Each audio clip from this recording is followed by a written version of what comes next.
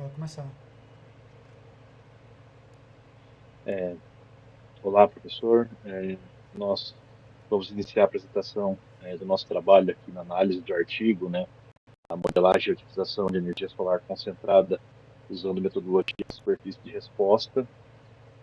Esse artigo ele trata sobre a eficiência e o custo da energia elétrica, então ele tem uma discussão sobre a sustentabilidade, inovação tecnológica.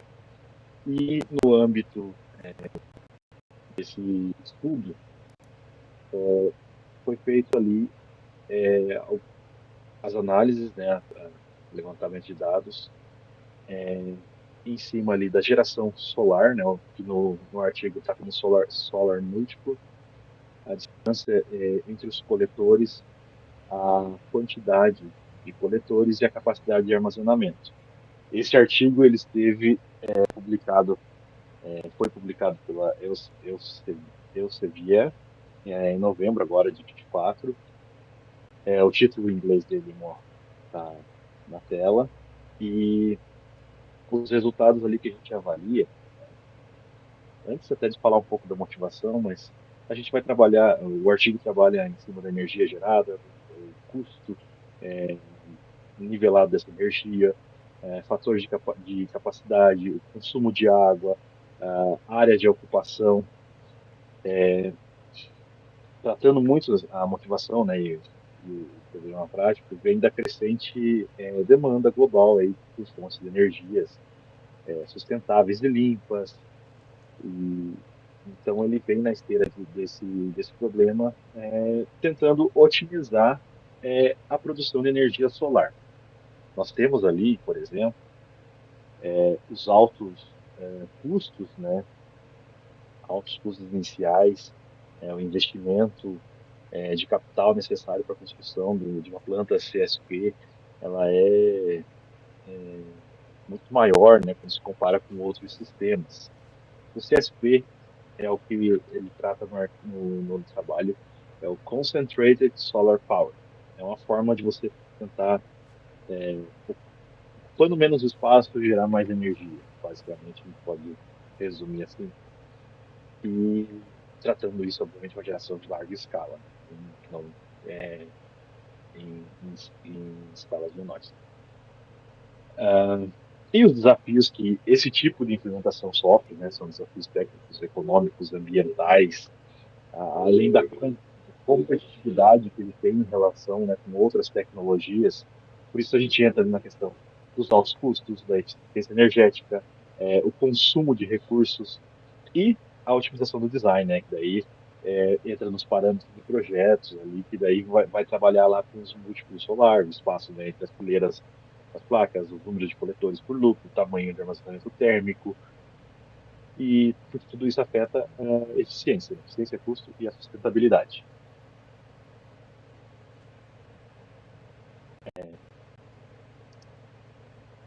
Esse é um fluxo, né, do estudo.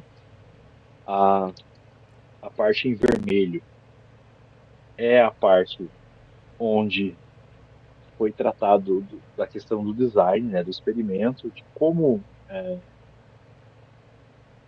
obter ali as informações, né, que o artigo vai tratar. A parte em azul é onde teve o software ali, o SAM, né, o System Advisor Model, onde ele trata esse, esses dados, né, ele trata esse modelo para tirar um resultado. A metodologia ali que ele utiliza é a metodologia de superfície de resposta, né, para modelagem e também sobre a otimização da energia solar concentrada. Então, por exemplo, ali no, no artigo a gente tem o solar múltiplo, né, que é a geração solar, e é uma relação entre a energia coletada e a energia necessária para atender a demanda. Né? O espaço entre os coletores, ele vem no artigo como row spacing, é a distância ali entre as fileiras de coletores solares que afeta a da luz solar e a ocupação da área. A quantidade de coletores de loop, né, o number of assembles, afeta a eficiência e o custo do sistema e a capacidade de armazenamento térmico é o Thermal Energy Storage Sites, que é onde permite a geração de energia contínua durante períodos assim, de baixa radiação solar. Então, para a gente chegar ali nos 2K, alguns fatores ali, eles foram avaliados, né? Foram avaliados ali em 3 níveis, conforme a gente vai vendo no artigo. É, cada um dos parâmetros foi determinado ali entre A, B, C e D, e as 3 classes ali, né? Então, o mais baixo, por exemplo, do A, né, ele está de 1 a 5.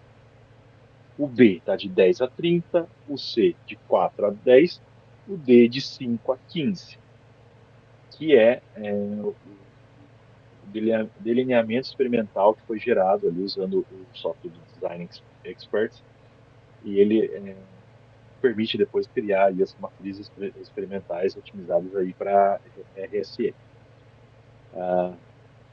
Das respostas ali que ele acaba avaliando, né, a produção de energia, então a quantidade de energia gerada pela planta. Depois a gente tem o custo de nivelado de energia, que é um indicador econômico que vai refletir o custo médio da geração de energia. O terceiro é o consumo de água, que vai ser um dos principais desafios em regiões desérticas. O quarto é o fator de capacidade, que é a relação ali entre a energia gerada e a capacidade máxima do sistema. E a quinta, a área ocupada, que vai ser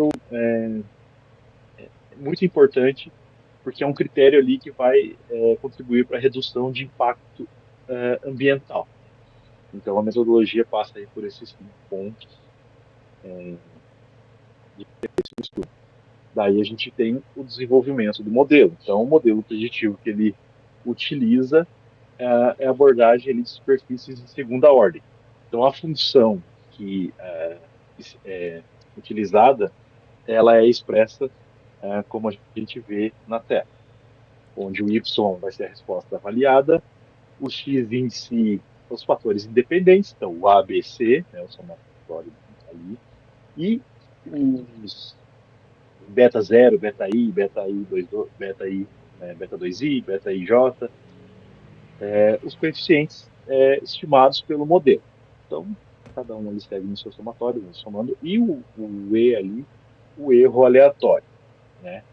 E o artigo pega uma amostra desses dados e ele compartilha com a gente. Então, ali quando você roda o experimento, ele tem ali os parâmetros, né, dos níveis que ele foi atingindo, e aí para cada um. Então, a energia, o fator de capacidade, o custo de produção, o consumo de água e a área. E aí ele tem ali uma amostra ali que ele entrega para a gente, ele entrega 30 dados, 30 linhas para a gente, e a gente daí chega no diagrama, né? O diagrama ali ele vai mostrar ali, mas como funciona, como funcionou esse estudo. Então você tem ali desde o espaço ali onde tem as placas coletando energia solar, né? Do processo que ela vai percorrer ali para a produção de energia. Depois tem a questão do resfriamento, que é a parte mais técnica da produção de energia, né? E o artigo ele passa para a gente ali, então, sobre as etapas também, né? As etapas que eles atuaram ali, tanto que a gente vê no vermelho, que tinha em vermelho e azul, mas passa pela coleta dos dados, delineamento experimental, a modelagem preditiva, né? A validação e a análise comparativa. Então,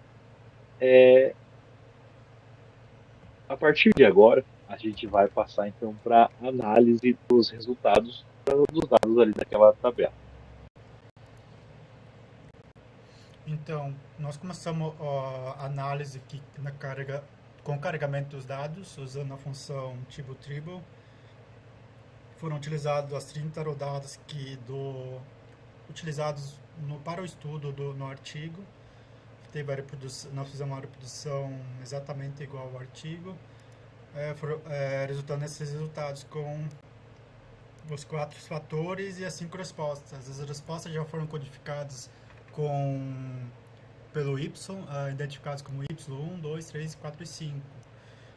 Os fatores tiveram que ser codificados, tiveram que ser nomeados, foram nomeados assim, porque ela tinha um problema depois se nós renomeasse de forma como A, B, C e D, que é a mais convencional usada para o estudo. Nós reparamos aqui que tinha uma questão que provavelmente o sistema, nas últimas rodadas finais, na partida 25, ela acabou gerando respostas iguais. Talvez isso seja problema do software ou talvez de alguns fatores que estejam ligando. Ele não chega a mencionar isso no artigo. Foi só uma observação que nós fizemos enquanto nós estávamos fazendo a análise. Daí nós formamos primeiro o Xtabs para estar verificando como é que está a construção da matriz. Ela tem pontos médios 0, 1, com exceção do quando a variável é spacing e solar, que ela tem o ponto médio de estudo dela é 6. Daí nós fizemos o nosso primeiro gráfico para estar avaliando como é que se comporta a função. Aqui foi gerado a função para o gráfico e a plotagem gerou os seguintes gráficos de efeitos principais para respostas.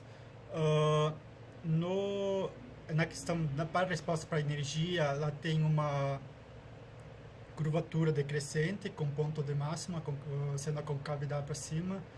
Ela tem, comparado com as outras respostas, vão ter duas respostas que tenham os mesmos resultados, que é o fator capacidade e o consumo de água. Tanto é que no artigo ele acaba cancelando esses dois últimos fatores ali, porque provavelmente vai gerar resultados iguais.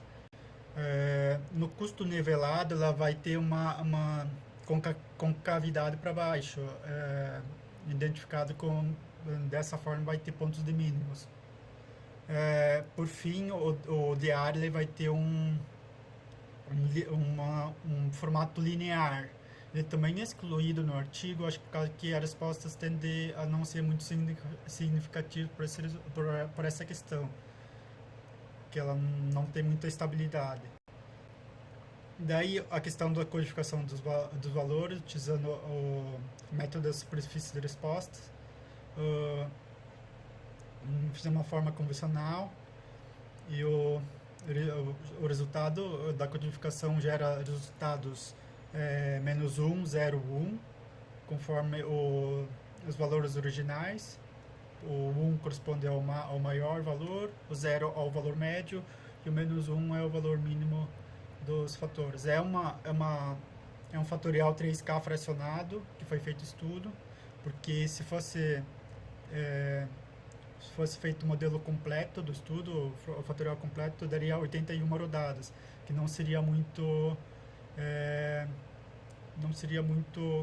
seria bastante complexo para o estudo e poderia gerar muito custo para a produção e tempo, além de tempo.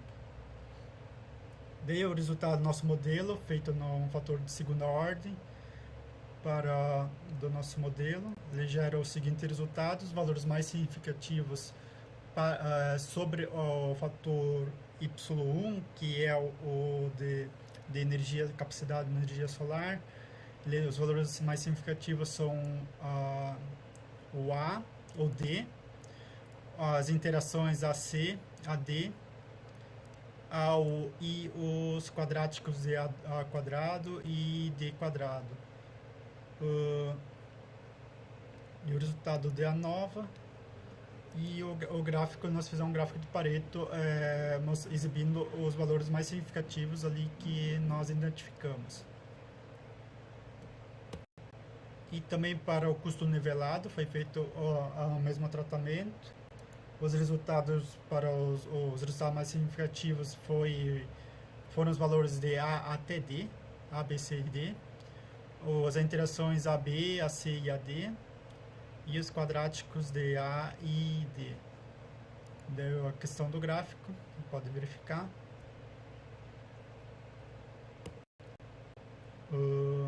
Daí nós fizemos o nosso modelo preditivo sobre o modelo que nós criamos, aqui tem o código da função que foi criado, e para a resposta da energia solar, para o fator de energia solar, nós utilizamos uma interação A, que nós conferimos que era muito significativo. Daí nesse gráfico do Plotly pode verificar que os valores de máximo estão mais próximos ao valor máximo do fator, tanto para energias para geração solar e a quantidade de coletores. Quanto mais se aproxima do valor máximo, mais a curvatura tende a atingir um ponto máximo. Do AD, a interação entre A e D também tem esse comportamento, como é que pode ser verificado. E para as respostas do custo de nivelamento, nós utilizamos 3 interações, que nós tínhamos verificado antes que eram os mais significativos. Daqui a geração do código, as interações, como nós vimos, elas têm um ponto de uma concavidade para baixo, com um ponto de mínimo local, ele está identificado no valor médio aqui, da interação. No AC tem o mesmo comportamento, a D também tende a ter o mesmo comportamento. Esses resultados, tanto esse quanto o modelo gerado, ele tem os nossos gráficos em comparação ao artigos tem uma visualização bastante semelhante, que nós podemos inferir que o nosso estudo que nós fizemos está bastante de acordo com o relatório gerado.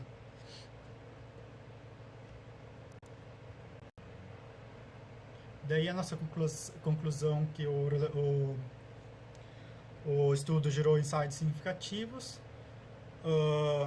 A comparação com o estudo original, como é que eu falei, eles foram semelhantes, resultados semelhantes, observado em termos de impactos dos parâmetros, com interação com os fatores mais influentes na produção de energia e interações no custo de nivelamento. Os fatores com maior influência são o fator A e a interação AD. Essa foi a nossa apresentação. Obrigado.